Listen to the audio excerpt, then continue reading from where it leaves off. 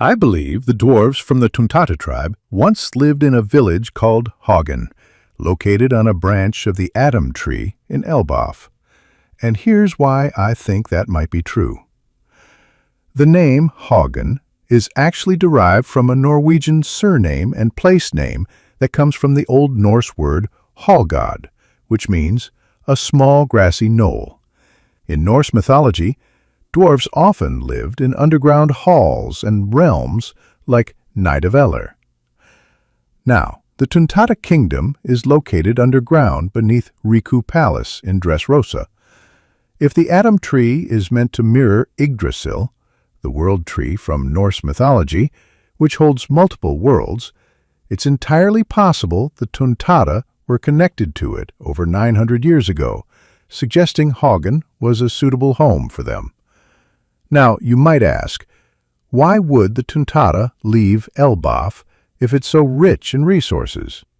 Good question. Let's suppose the tree branch that held Haugen produced a specific type of agriculture tailored to the Tontatta's biology, something only they could consume. Maybe the general nourishment available in Elbaf meant for giants was simply too much for their small bodies. So when Haugen was destroyed, they may have ventured out to sea in search of food more compatible with their needs. This would actually be similar to the Birkens of Wetheria, who also left their homelands to search for resources on the Blue Sea. What really sold me on this theory is the documented history of the ancient Tontatta tribe. After arriving in Greenbit, they were approached by the Don Quixote family, who offered them shelter in exchange for labor. But, true to their nature, the Don Quixote ended up enslaving them. Later, when the Don Quixotes became celestial dragons and left Dressrosa, the Riku family took over. King Riku, saddened by the suffering the Tontatta had endured, eventually freed them.